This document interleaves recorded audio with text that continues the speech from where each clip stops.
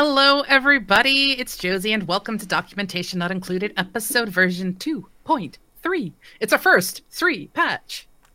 It is. It is. This is the indispensable developer topic. Oh, this is something I've wanted to dig into. Let's just say I've been wanting to dig into this. Now, thank you so much for joining us live on Twitch. For those of you who listen to us in the future on the podcast or on YouTube's or wherever it is we happen to be, I'm working on getting us on other things like Apple Play and other stuff, but they're nightmares.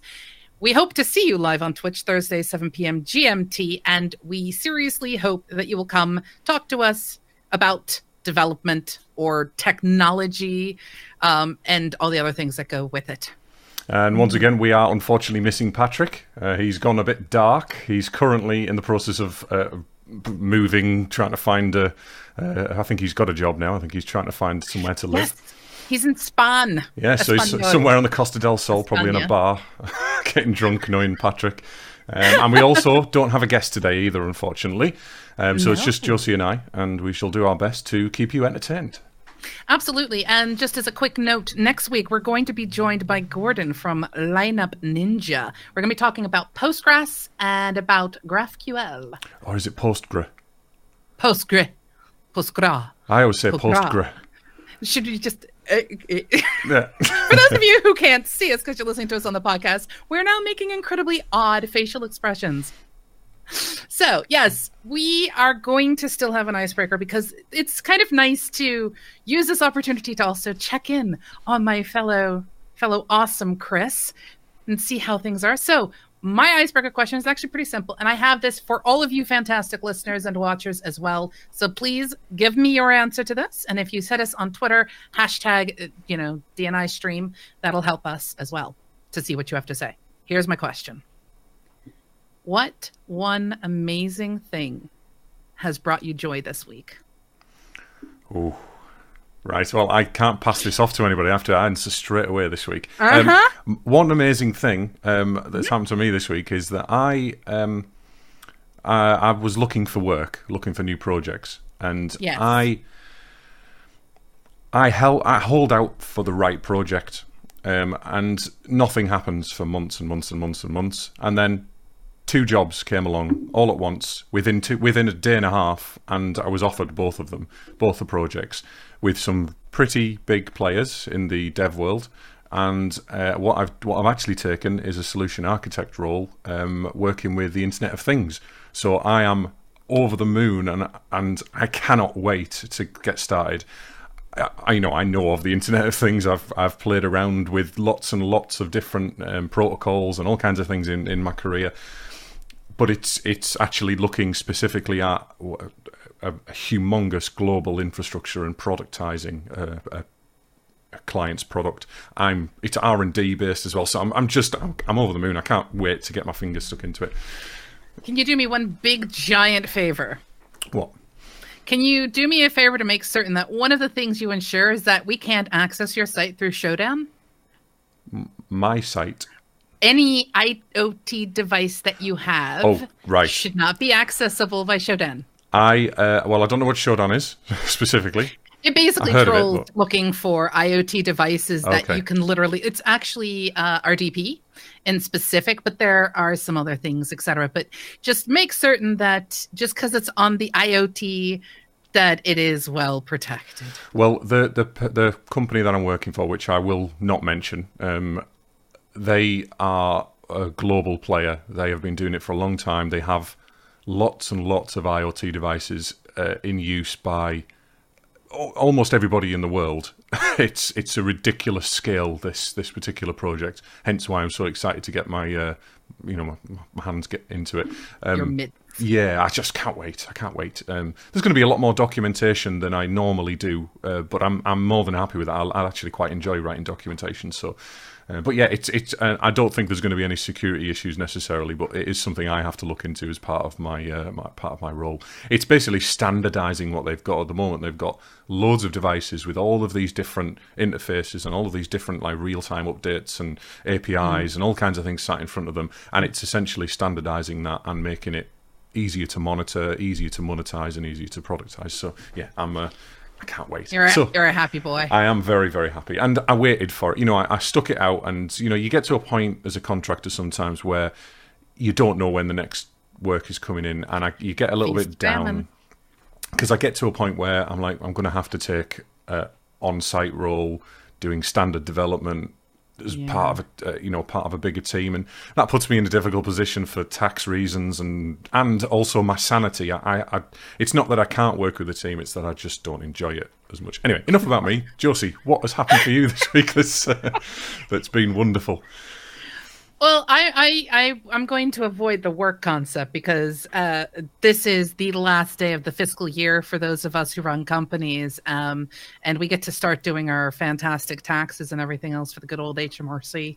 Hello, HMRC. But no, I'm going to jump into the game world. A couple of really, really, really cool games have kind of come out this past week, and I'm excited. So there is a game that I have been following since they kickstarted. It's by a development company called Allison Smith. They're located out of Canada. They're a very small development team, but they like to create ARGs, so alternate reality games. And the game that has finally kind of come out of early access and everything is called Night Team 4. And I am tickled pink by this because Night Team 4 is a security game. And you get to play as an agent for Night Team 4, which is a subsidiary of the Black Watchman, and there's like a whole lot of like hidden lore behind it. You can go as deep down the rabbit hole as you want to go with this kind of a thing. And there's sort of mysticism and conspiracy theories and a whole bunch of other stuff, but they hit 1.0. Nice. And I love it because it actually uses sort of real life tools that you would experience if you use something like Kali or something like that for penetration testing. But it helps to teach people about everything from understanding DNS to understanding IPs to understanding how to do things like phishing or why phishing works, why it does. Like, there's a whole lot built into it. And I have a agent website because it's an ARG, so I portray an agent. And my agent writes tutorials on how to use the Stinger OS, which is their version of the interface for the game. And I've had people reaching out to me on there going, can we have more tutorials, please? Can we have more tutorials, please? And I'm just like, seeing an independent developer kick off is amazing. Yeah. Now, to be fair, they've done something kind of interesting. And then I'll stop and we'll move on to our topic. But they have teamed up with governments and security companies to actually build testing scenarios. Okay. So they're actually helping companies and things like that train some of their employees in the world of security and stuff. I want to make a note. I know you've mentioned this before because you said you were doing some streams a while ago. I didn't realize it was early access or beta when you were doing it. Well, I've been involved with them, like I said, since Kickstarter. I'm one of their larger backers and et cetera. And I'm still working on, because they have a multiplayer aspect to it, and they also have a community edition thing. They actually gave the community who bought into the network access, which is an additional thing that you can purchase with it, where you can build your own networks for people to penetrate test and explore lore and discover unique things. And I've been building mine for a while. I'm not going to say anything about it other than it is going to be so amazing, and I wish I could get it done right now, but I can't.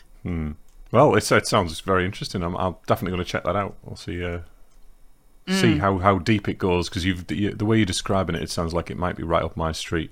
You can pick it up and put it down in quick short periods of time as well, which is really nice for some. It's annoying for others, but it's really good for some. So yeah, good stuff. So on to our topic. Today's topic is the indispensable developer, being in bunny ears, as Josey would say, and or brackets or parenthesis as we've written it. It's Josey's topic, so I'm going to let her start. I have lots of opinions on this, but go on, Josey. You kick us off.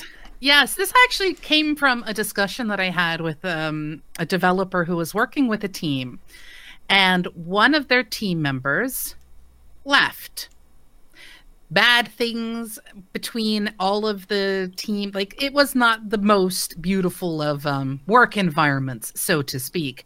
And unfortunately, they didn't leave behind documentation for a lot of the stuff that they did. It was sort of, I'm the one who can work on this code. I'm the one who's going to do the code reviews on my stuff. And like, they were so squirrely protective. Spiteful development, I call that. And it caused a company to close. Ooh. Because it got so, like, there was too much reliance put on that one developer. And unfortunately, the way the management structure and everything worked, they let it happen. And nothing the other devs said could counter it. They're like, we can't do this anymore. Luckily, some of them got together, got another company going, and they created their own thing with a much better, broader understanding. Forgive me, I've got a cold. So if it sounds like I've got a frog in my throat, it's because I do. But they were able to redevelop again, but they had to sort of start from scratch, which apparently was probably the smartest thing they could have done, because they were finally able to look at some of the code that was squirreled away and trying to understand the hieroglyphics. Yeah. It was a thing. So it made me think, each one of us at some point in time has found ourselves either working with somebody who has become that indispensable pin in the machine. And I have heard both positive and negative things, but I've also, as an individual, been that individual who was the one who had all of the experience of a certain type, and the loss of me kind of cracked things. So I want to talk about the pros and cons, and I also want to dig into, how you can become indispensable without being damaging. Yeah. And I also want to talk about how you can help others around you become indispensable as well. But yeah, that's the general reason for this topic. I'm going to go out there right now and say that there is no good reason to become that type of dispensable developer, or any member of staff, to be fair. A company should be organised in such a way, and should work on a daily basis in such a way that no one person is indispensable at all. Now, we're going to be using that word a hell of a lot today. It's going to mean nothing by the end of the hour, I think. But I think... Yep. I have seen it. I've seen it a lot of times. Being a consultant or a contractor, I'll go into a business, and quite a lot of the time I'll go into places where they have agile teams, they have lots of documentation, they have brilliant processes in place, and everybody is dispensable, really, when you think about it. But there are certain people and certain members of staff in those places that are still valuable, extremely valuable to the company. Now, those members of staff, if they're in the right place and in the right company, and the policies are correct within that company, or they're at least... positive policies, let's say, they get treated with the respect that they deserve. They don't just get peer reviews; they get the opportunities to work on new things. And we've talked about being able to retain developers and keep people interested as well in the past. But I've also worked in places where there's one very specific project that I worked on. It was an extremely high pressure project, and there was one developer there, and he was lord and master of everything. I mean, everything. Now, when I came in to do a project, my remit was essentially do what this developer does. We just need this job doing, right? They were closing some parts of their business, and they needed to migrate work over to other parts of the business. Now, when I looked at what he was doing, he was using archaic languages.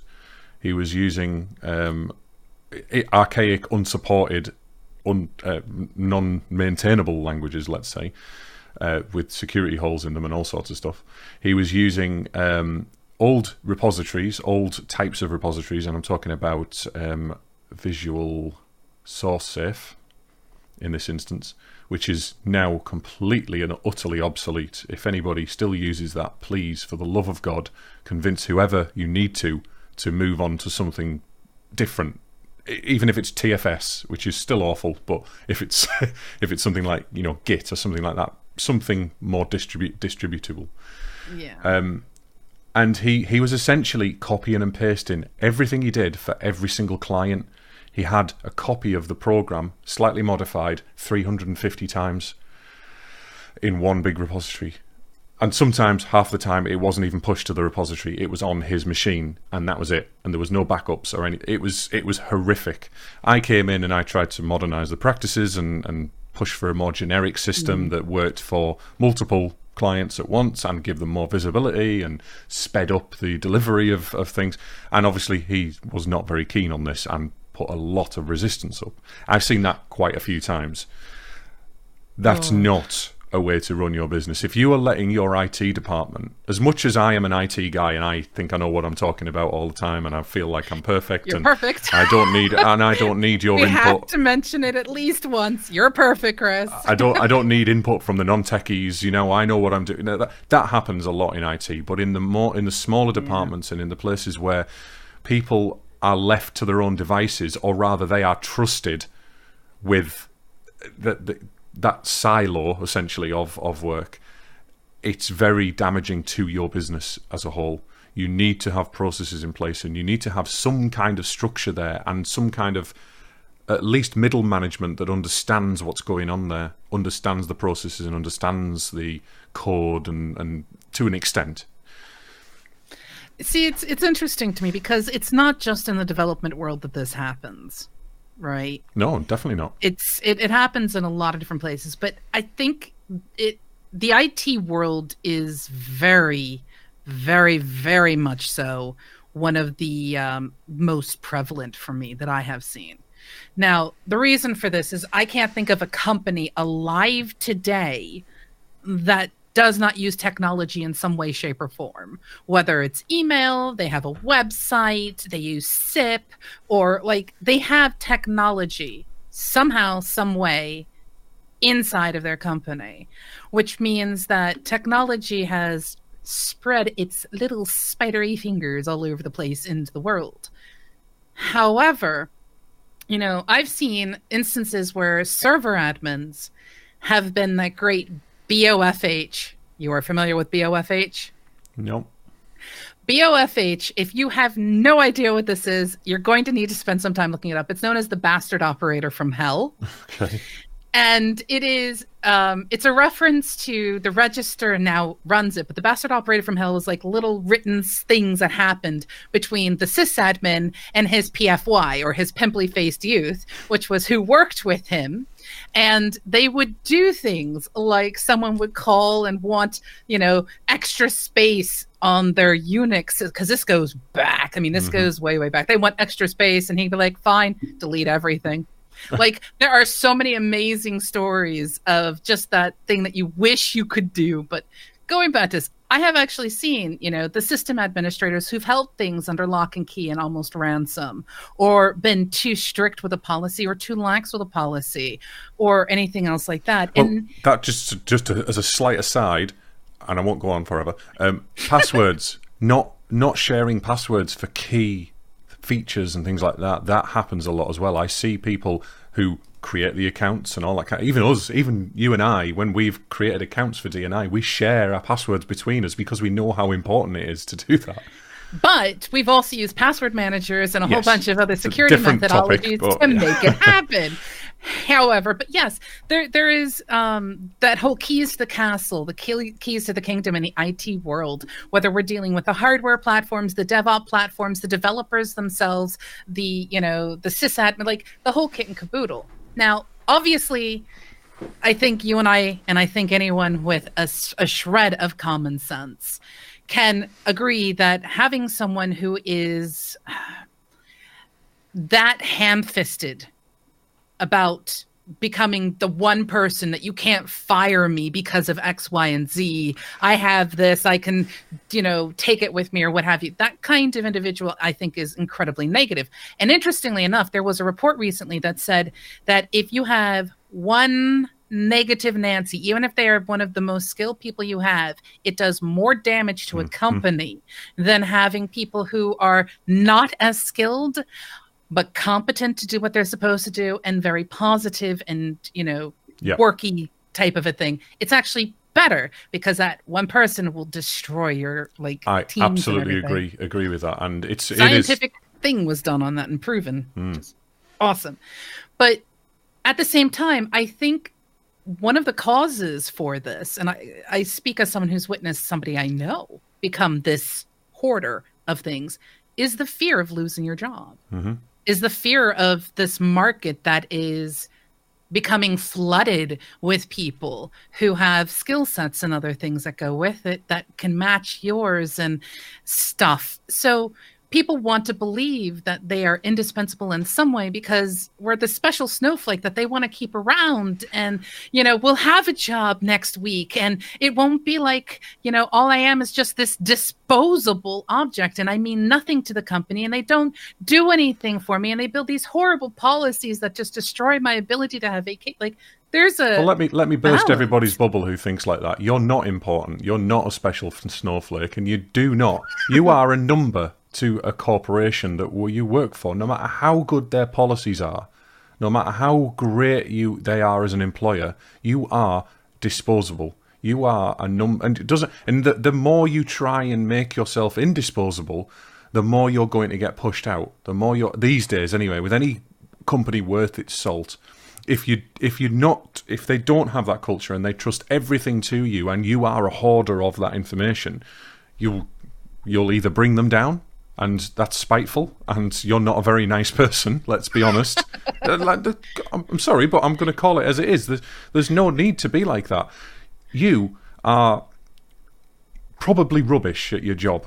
You're probably absolutely awful at it. Now, I was having a chat with a PR guy that I know a couple of days ago, and he mentioned, I was talking about this new role that I was getting, and I was talking about how my confidence and my recent surge in confidence, because I've not always been as confident as I am now, it's helped me get these roles. It helped me get offers, and when I get offered one, my confidence suddenly, it's like getting, it's like when you get a girlfriend, everyone seems to want you, It's that kind of thing. There's something called the Dunning-Kruger effect. Now, have you heard of that? Yes, I have. So it's a psychological study that was done many years ago by professors. I don't know the exact details. We do have some links that we'll put in the show notes for people. So it's essentially, now, he drew this, the PR guy drew this on Wednesday for me, and hopefully it's forwards. Can you see that? Mm-hmm. You probably see it backwards, Josey, but anyway. So no, I actually see it right. The Dunning-Kruger effect is when we are here, are starting out. You're going to have to explain it for podcasters. Yep. So what we have is a graph, an X and Y axis. We've got confidence on the Y axis, and we've got experience on the X axis. And then we have a curve, and the curve essentially says that when you start out, you know nothing. You know absolutely nothing whatsoever, but your confidence is usually quite high. Now, this isn't necessarily the same kind of confidence that we extrude when we're gurus and experts. It's a confidence that we don't know. We don't know that we don't know anything. So we have all this confidence that we're doing the right job, and we're doing the right thing in our job, and we feel like we are better than we actually are. So we go up, all the way up, and we go up to something called Mount Stupid, which is the absolute top of this initial curve. And it is where you are the stupidest that you probably are going to be within your entire career, and you know the least you do in your career. Then you start realizing, eventually, hopefully, if you've got anything about you, you'll realize that you are not as intelligent as you think you are. So you'll start going down in confidence, but you'll learn more, and you'll learn more, and you'll learn more. Now, that I can't remember the name of the peak, the trough. I actually have again, one of the links we'll put in the show notes has a good example of this graph. There's also a fantastic TED Talk on this about how stupid people there's a whole lot behind it, but yes. Yeah, I mean, most people, I mean, the studies, apparently things like 60 to 80% of people are essentially at the top of Mount Stupid most of the time, and a lot of them don't ever descend Mount Stupid. They just think that they're brilliant, and they don't understand when they get reviews, if they're employed, they don't understand when they get the yearly reviews that they're getting negative things, and they say, well, you don't know how to program, you don't know anything about programming, you know, blah, blah, blah, blah. So eventually, once you've hit this trough, you realize, you've learned a fair amount by this point, and then you start getting more and more confidence as you become an expert, as you become a guru. Now, I like to think that I am at this point now. I'm still not up here because I still don't have that much confidence, but I'm starting to I was getting to a point. I've been doing it for 20 years. I don't know everything. I certainly don't know everything, and I'm always learning, but that's half of the skill. Yeah. The people over here at the very beginning of the graph, they don't realize that they have, they don't have the skills to realize that they are, they know nothing, which are the skills that you need to be able to learn something. Yes. Now, there are studies that the links that I'll put in the show notes explain this a lot better than I do. Talk as well. Yeah, I mean, go for that. Yeah. I mean, this is the thing, you know. When it comes to being the person who's indispensable, I think when you're in a company, they're going to put value on certain metrics, and that'll either be things you get in your performance reviews or things that'll happen with, you know, your manager or whatever. And this even happens with us as freelancers, because even as freelancers, you know, we're held to certain standards. There are certain bars that we're held to, etc. And I think, to me, if I were to say what makes someone indispensable in a team to me, it's their interpersonal skills and their willingness to learn. It's their ability to socialize in a professional environment and remain professional and not necessarily get frustrated because somebody disagrees with you. Disagreements aren't you don't need to be defensive at all. No, I if I could define the ultimate indispensable personality, to me, it's the sponge. You know, they're the person who sits there and absorbs, and then when you squeeze them, they eschew whatever it is that they have absorbed, and it helps to spread out, you know, information. I can't believe I'm describing people as a sponge, but that to me is what makes someone indispensable. But I understand that. That's a good analogy. I like it. I think going back to what you were saying about, you know, the effect and everything else that goes with it, there are, I think, unfortunately, that in such a high skill level environment, you know, getting into what we get into, yes, you can dabble into, but if you really want to get into what the types of things in the development world, DevOps, sysadministration, etc., you have to get specialized. You have to learn. You have to pick up the jargon and other things that go with it. But because that skill level is so high, you know, I think that there are a lot of people who find themselves relying on other people's opinion of themselves to help them understand whether they get it or not. And unfortunately, there are toxic working environments. So you could be, you know, at that you've passed Mount Stupid, you know that you know nothing. And that means that you have so much to learn, which means you're going to take on whatever they teach you. But if you're in an environment that beats you, that belittles you, and it can be so subversive. I know somebody who was in an environment. This person has, going on 20 plus years of skill under their belt, and they would literally say, here is what you're asking for this project. Here are the requirements that I am going to need from you to make this project happen. Here are the risks. Like, they did the full scale thing. And after they were finished, the response they got back was, you don't know what you're talking about. But it was done in a way that was really wrong. It was condescending. Oh, thank you so much. Great. That's wonderful. Thank you for your input. And then they would get the plan and everything else like that. And it nowhere near included the concerns, the risks. They had a less date, less resources. Like, they completely ignored what they said. So this individual started thinking, I don't obviously know what's going on. Wait, no. They kept fighting. They're like, look, no. I know what I'm talking about here. I have been in this industry for a long time. I know what's going on. You gotta stop that. And still, they were overruled.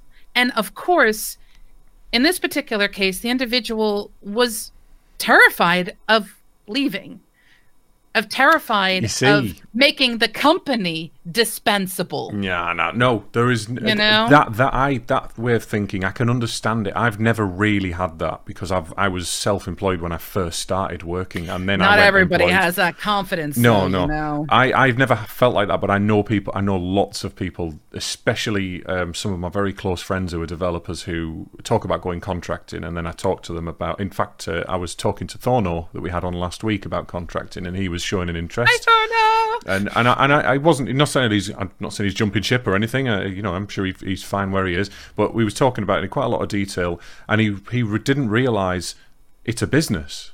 When I'm contracting, I am a fully fledged business person.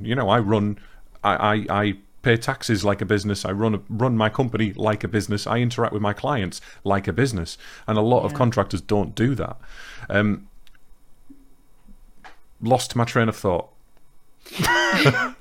We're talking about the people who find themselves stuck, yes, and unable to either move on, or they don't realize just how and it comes down to confidence, the environment, doesn't it? It comes down to confidence. It comes down to, am I going to get another job? Yes, you are going to get another job, because if you leave where you will be in a fight or flight mode by default, and you will be applying for jobs, and you will improve yourself. You will go into a self-improvement mode where you think, right, what's wrong with me? Why aren't I getting interviews? Why aren't I getting jobs? Is it my CV? Do I need to update my CV? All of these things, and I've been through it, and I go through it every single year whenever I need to look for a new project. But I improve myself every year by doing that. I think there needs to be an understanding here, and then I'm going to get to Ethrical's comment because he's adorable, and it's worth mentioning his comment, and he's talking to us live, so he gets a say. Yep. There is a big difference between freelancing and working in the United Kingdom and freelancing and working in the United States. Okay. In the United States, every job is pretty much at risk. You don't really have the right to work. You have the I'm lucky to be working contracts. Contracts over there will have things like, we don't have to give you notice. We can just let you go for whatever reason because that's the way things work. There is a level of uncertainty there. And then here in the United Kingdom, recruiters are a little different than recruiters in the United States. So I can tell you, if you are in the IT world and you really need to get out of whatever environment you're in and you happen to live sort of in the United Kingdom area, recruiters will eat your mailbox up. They'll eat your voicemail up. They will do everything they can. Now, obviously, you have to be strong and put your foot down because they will try to do all kinds of things to you. But there is a much higher chance of them finding you a job at a really good price. Whereas in the United States, recruiters are a little harder to find, and sometimes you've got to prove that you have a specialized thing. Like, it's not the same. I imagine. It really isn't. I mean, this is what I mean. In the UK, I recruiters for the contracting industry are very, very similar to recruiters for the permanent industry. It's just slightly different business terms, really. They don't fully understand what we are as contractors either most of the time. No. And you know what they'll do? They'll sit there and they'll go, hey, guess what? I've got your CV. I'm going to slightly modify it before sending it off. And this is why last year I made the decision to make my CV in InDesign, Adobe InDesign, and create it as a PDF and password security. So they do not have that option now. And almost every single agent will come back to me and say, can you send me a Word version of this? One, no, because you're going to modify it and I do not want you to modify it. This is my brand. This is my business. This is my thing. Now, I'm happy to give you a version without contact details on because I understand that you don't want the clients to contact me directly. That's okay. That's a business concern. That's fine. But in terms of modifying my CV, no. Absolutely not. Now, if they can override it, you can crack PDFs, but it doesn't happen. They can just rebuild it in Word. They can, but it's very difficult with my CV because it just does not work in Word. And I've disabled copy and paste as well, so they can't do any of that. Screenshot. Yes, and it does happen. And I saw actually with a number of jobs, they usually just put logos at the top and things like that. But I don't want them to modify the content. That's the well, yeah, anyway, but it goes. What it does is it goes back to this concept of what people feel they're worth and what people feel is, viable for them. I think it is a good idea to become people person indispensable. It is not a good idea to be the hoarder and the keeper of all of the keys. I think it is very important that you pay attention to your work policies and actually pay attention to how the culture works, because there is something to be said for people being forced into the hoarder role. Because one thing we haven't talked about is the individual who is brought in to take care of insert tech here, be it development, be it website, be it, server administration, whatever. And no matter how hard they try to share all of the information so that they are not indispensable, a company will force them. That does happen. I have seen that happen before as well. Oh boy, does that happen. Mm-hmm. Now, so we haven't really tackled that side of it. No, I mean, you touched on some of the key points of making yourself indispensable, but not being a, excuse the language, twat about it.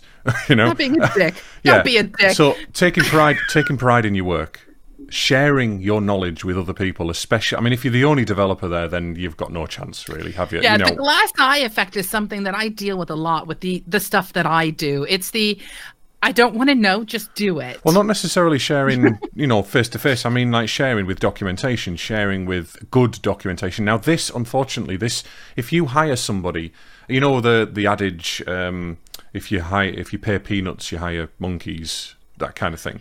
If you get a junior in as your only developer that's working on your centralized systems, that developer is not only going to be too inexperienced to know that this whole curve thing, that they don't know what they're talking about, and they're going to start hoarding things, and they're going to start wanting to keep hold of the job, and they're going to start thinking that they're going to get institutionalized in a way as well, because they're young and they don't really know kind of what they should do as a developer.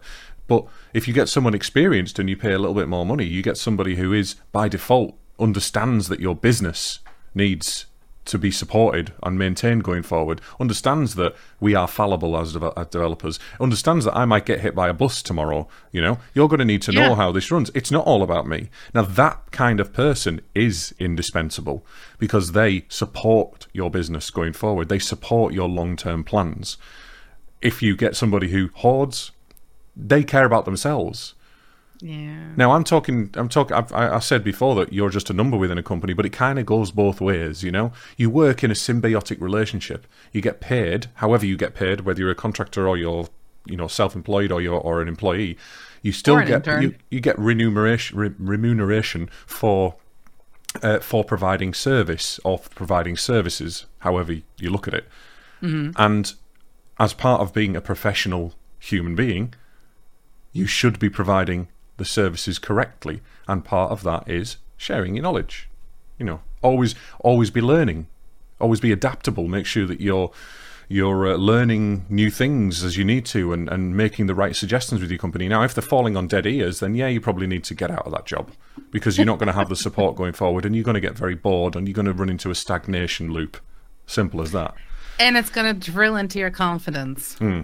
Ethrical said, yes, I have a lot of respect for good developers, but I also have to deal with the know-it-alls. Now, we all have to deal with the know-it-alls. I hope I don't come across as a know-it-all these days. I have been that kind of developer, and I've worked with a lot of them. But I learned not to be, being that I support the servers and infrastructure they use. They feel they can tell me how it should be. Needs to say they learn. Now, that to me smacks a little bit of you maybe being a bit precious about your things. Now, no, I'm not having a go. No. I'm not having a go. The way that it's been written, it says to me that it's a snarky comment. Yeah, okay, it might be snarky, but there is a wink after that, or a little monkey wink, or tongue sticking out. But I think it's more... He's being incredibly cheeky. I know him. It's more about working together in a professional environment. And I've said before on the show, we had the Ed, the support guy, on before, Screenager, and he was talking about being support. I love working with a support team because it takes so much pressure off me on a day-to-day basis, and they are good at that side of things, depending on what type of support team they are, whether they're talking to customers, whether they're actually maintaining code or fixing first line support bugs, that kind of thing. That's really valuable to a development team that also have a huge workload of new features that need to be implemented and, all kinds of stuff. But working with infrastructure, so many times I've worked with infrastructure guys who just cannot be arsed with developers.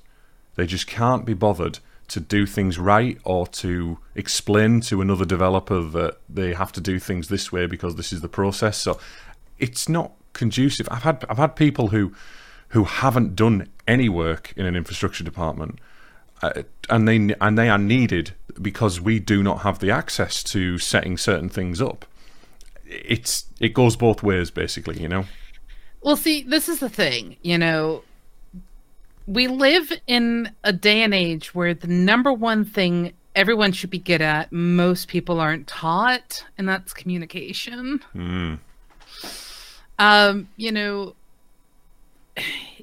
There is, I think, the biggest part of communication that is lacking is actually listening. And over-communication can be a problem as well. It can indeed, but at the same time, if someone overshares but still listens, I'd take that any day of the week. When people don't listen, that's when there seems to be an issue. And we don't live and work in vacuums. We don't. All you have to do is take one person and let's follow sort of a pipeline. Customer comes to company, salesperson says, hey, woo, yay, sell thing. And they should, and I stress should, have an understanding of what is and what is not possible, or be willing to ask and talk to either the system administrators or the developers or whoever may be responsible for said projects, etc. There should be an understanding so that they can give realistic stuff. Let us just say that they are actually a really good salesperson and they actually do know and they do communicate with their team. I know way too many examples right now where that's the opposite. So I'm purposely skipping that as our roadblock and our sort of, squidgy pipeline thing. So the individual makes that sale and everyone's like, yay, it's wonderful. So we're going to need a platform in order to do this. And we're going to need devs and we're going to need all this other stuff. And everyone's like, yay. And when they go to make the request to the management for what they need to make these things happen, it falls on deaf ears. It's no, you still need to follow this particular guideline. The project may say you have 6 months. I'm giving you 4. Yep. No, we know for a fact that you guys, we've got a new, project plan thing that's coming up. We need a new addition feature added to this particular thing. I know you guys have been working 14-hour days. Can you do it for another couple weeks? I know so many times, like that listening side of thing seems like there's always an agenda on the side of the person who's not listening or the individual who's choosing not to listen. So for example, if it falls in the salespeople, I know so many salespeople who will sell or oversell what is possible or even in some cases legal just to get the sale. And of course, that makes the higher-ups happy because the higher-ups are like, ooh, money is coming in. And then they look down at the developers going, why is this not done yet? Why is this specification not done? And they're like, well, it doesn't fit this legal schematic in one case, or we don't have the resources to pull this off. We have explicitly said no. And the salesperson didn't listen to us. Well, can you just do it anyway? Coming from the big higher ups. And I do not know of a single company, and I'm talking now, you and I in our freelancing, we kind of have things a little differently, but I don't know a single person in a single company where the communication flow is really open enough to ensure that doesn't happen. I think a lot of the time, and I'm not going to blame it on non-technical understanding and that kind of thing. It is this is specifically a process and communication thing here. You get to a point as a developer. I mean, I've been in one of my first jobs that I had exactly that. We had salespeople that went out and they were downright salespeople. Nothing else mattered to them. They just needed to land that sale. And there was a fair amount of illegal activity that went on as well that I'm aware of. That they basically got the sale under any circumstances, handed it off to me because I was the IT manager, the development manager, the guy who did the hardware and everything else. I was 16, 17 at the time. And Do it all. Ridiculous, that job. And then I had no experience whatsoever, so I just did my best and kind of gave it to people that, and started working on it. Didn't need to estimate because it wasn't really a thing to the people who were higher up. But I've also been in places where they expect an estimate and they still do the same kind of thing. They just land things on your desk and go, right, what's this going to take? And then you come back with, right, this is going to take us 3 months. It's going to need 2 new members of staff in these particular expertises, and they just glaze over. No, you need to do it yourself. Right, well, it's going to take us 8 months then, and I'm going to have to learn a new thing to do this, It's insane. In the end, utopian environments for developers or IT staff, it doesn't exist. No. It really doesn't. So you have to learn how to work either within the strange world that you have found yourself in, or sort of be willing to do sort of migrations to find something new. But even then, there's never going to be a perfect environment. So I'd like to, because we're going to be getting close to our TFM moment, do you think there's any one key thing you think everyone should try to embrace in order to make certain that they themselves can be positively indispensable? Yes. Love everybody. And cope with the fact that they couldn't find themselves in a very negative environment. Even if it's just one part of a team, like the sales department. If you're in a negative environment and there is literally no way out that you can see, leave that job. Simple as that. Now, I know that's easy for me to say, but I'm a contractor and that's what I do. I go into a place of work. I do my job. I have fired clients. I fire clients a lot. In fact, I've probably fired more clients than I have remained with because of their working practices, because they are obtuse, let's say. They do not allow you to do your job. Public sector's much, much worse, but they are surrounded by all kinds of legislation, and I understand that, But anyway, I think it is this communication thing. That's what it comes down to. It comes down to understand. Sonder, once again, I love the word. I'm spreading that like wildfire because it just makes so much sense. Understand that everybody else might have an agenda. They've got as complicated a life inside and outside of their work than you do, and everyone's just as important as each other. You might be an expert, you might come in as a guru, but you're still just a person on this planet, and you're still working with other people that are struggling probably just as hard, possibly even harder, more than you are. And I think it's really important to understand that with people and have that, if you get asked an unrealistic project or timescale or anything like that, communicate back to your superiors and say to them, the thing that I do these days in almost every situation is that if they say to me, they give me 8 weeks of work, I say, right, this is actually going to take me 12 weeks to do it. What do you want to cut? And there's no leeway around that. What do you want to cut, or what shall we do instead? If you want us to write it in a brand new framework, if it's a piece of software, that brand new framework has a overhead to it. Yeah. So if you really need it in 8 weeks, let's write it in this older framework that might not be as fancy and new and spangled. And fair enough, the developers aren't probably going to be quite as happy, but it will get done in 8 weeks. Yeah. There is a compromise everywhere. That's it. Compromises. It is. And what I'll throw out as well, because, Sonder is the realization that other people have lives and they are complicated. To me, it's about empathy. You made, whether you were joking or not, you said love everybody. Mm-hmm. That is both good and bad. As someone who gets in trouble for being, quote unquote, called too loving, because I seem to love everybody, whether I should or I shouldn't, there is a downside to it. You can find yourself being overly protective, trying to take care of somebody, but you can also find yourself being so hands off because you want there's a fine line.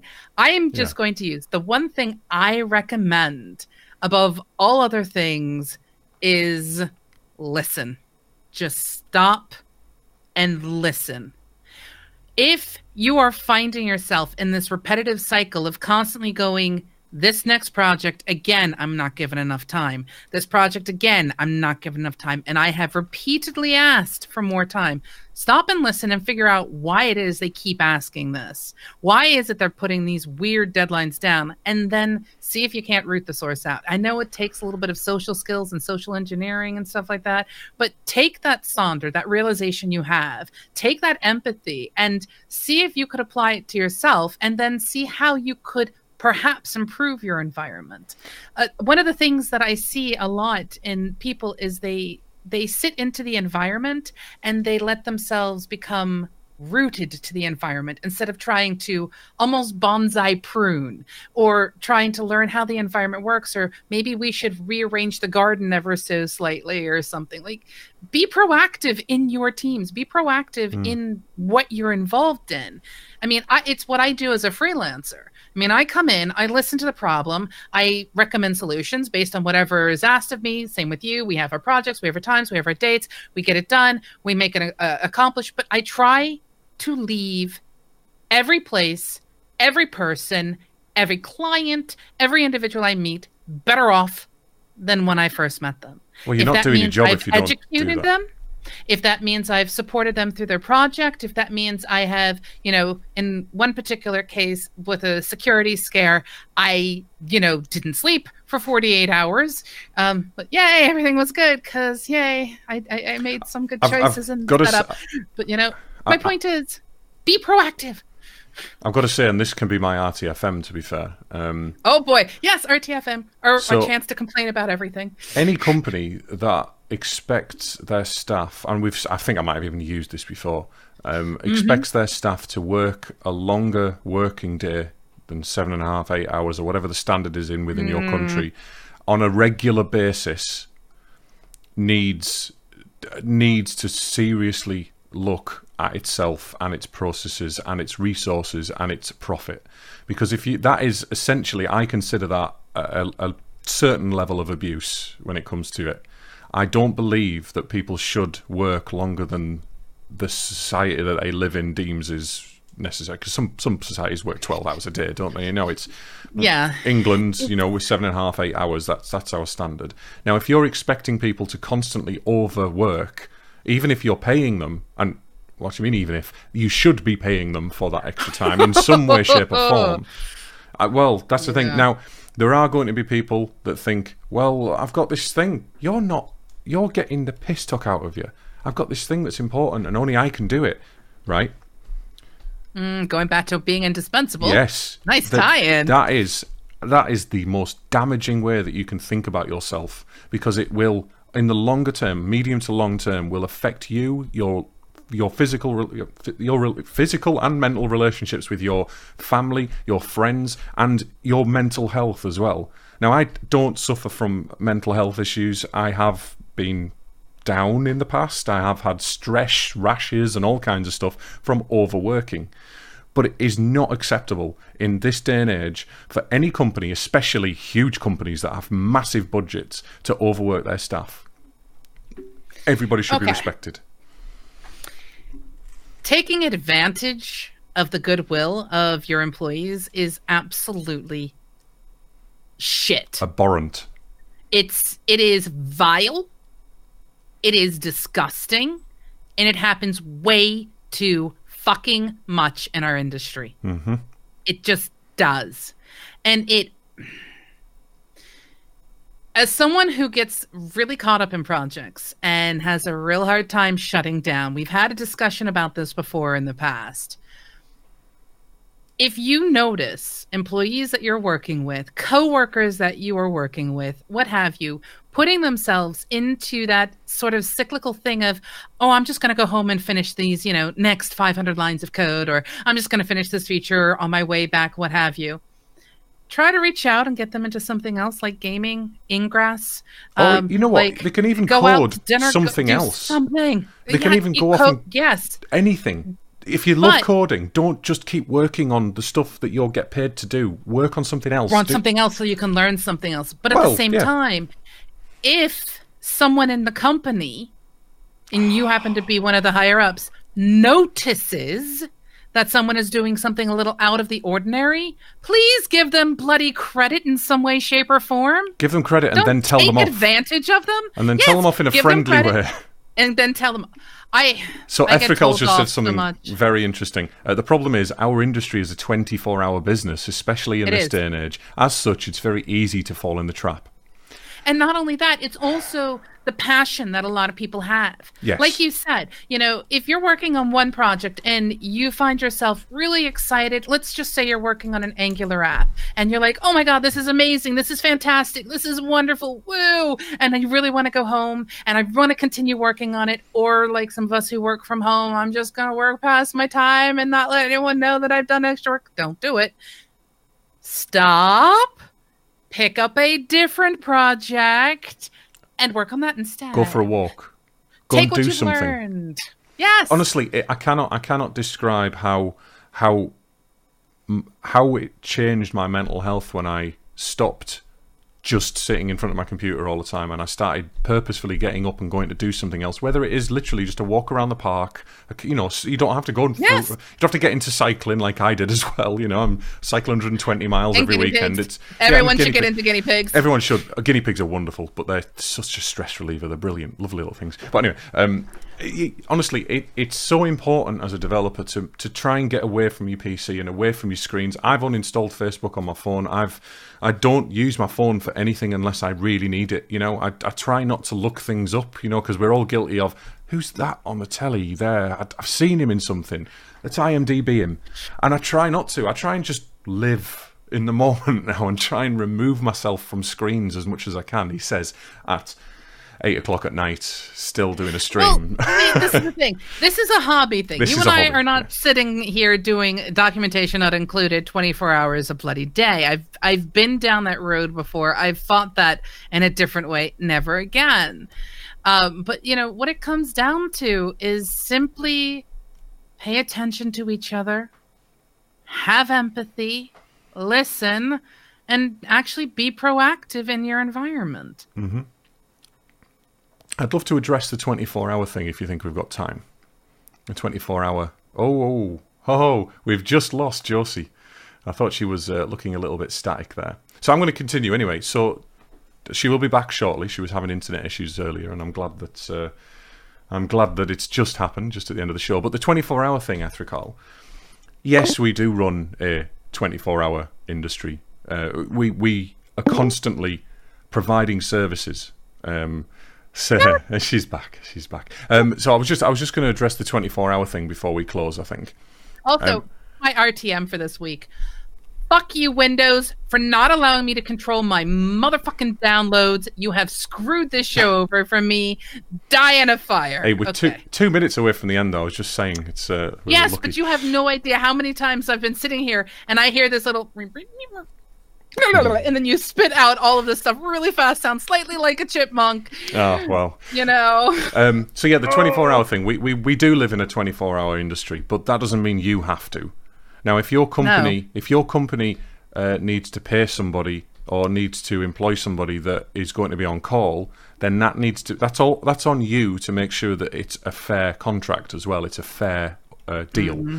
You cannot do that every night of the week. If you're on call and it's I don't know how on call. I would never agree to an on call contract. It's not something that's on call is interesting.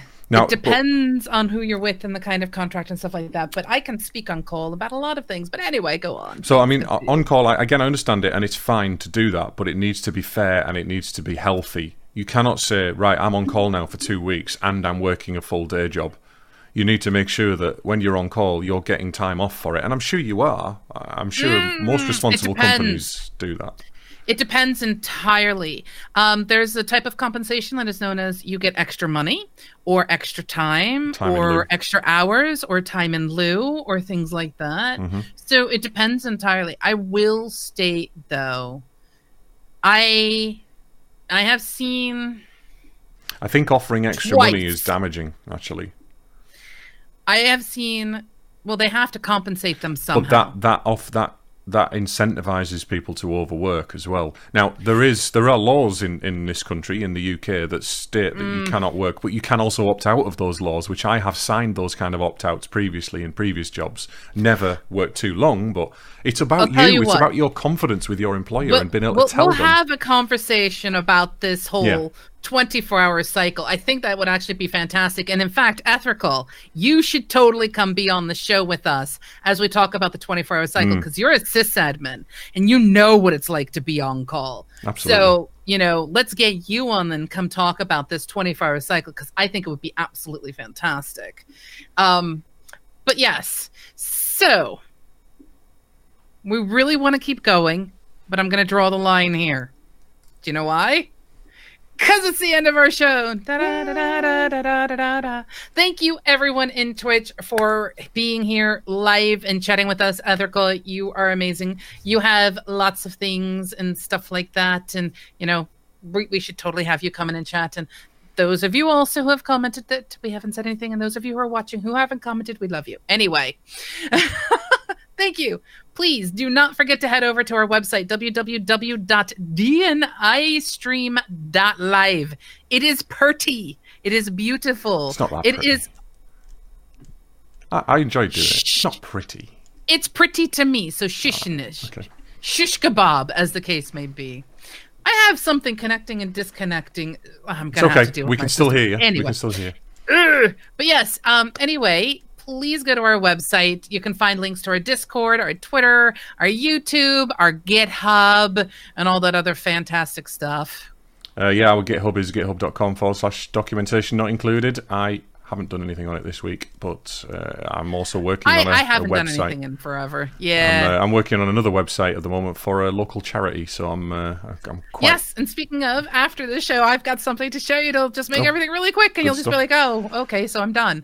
Pretty much that's the way it works. You can always find us on Twitter after DNI stream, and we post random bits of dev humor, although that hasn't been happening too much recently because we've been too busy, too many things going on, and we also do show announcements.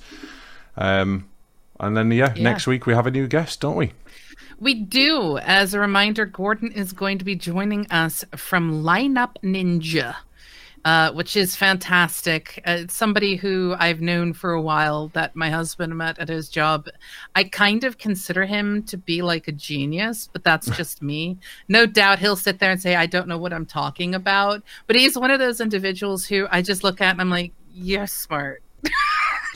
You're smart where I'm SMRT. You're smart kind of a guys. But he's so lovely. But we're going to be talking about Progrès, and we'll be talking about OpenGL.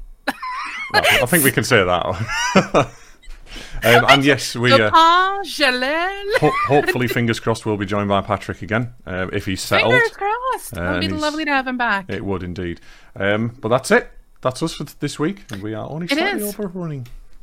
But that's because you wanted to go deeper into the 24-hour topics. You can't blame me for that today. Didn't blame anybody. That is totally on you. Anyway, we love you all. Have a fabulous one. We will see you next week, 7 p.m. GMT, DNI stream on Twitch. Bye-bye.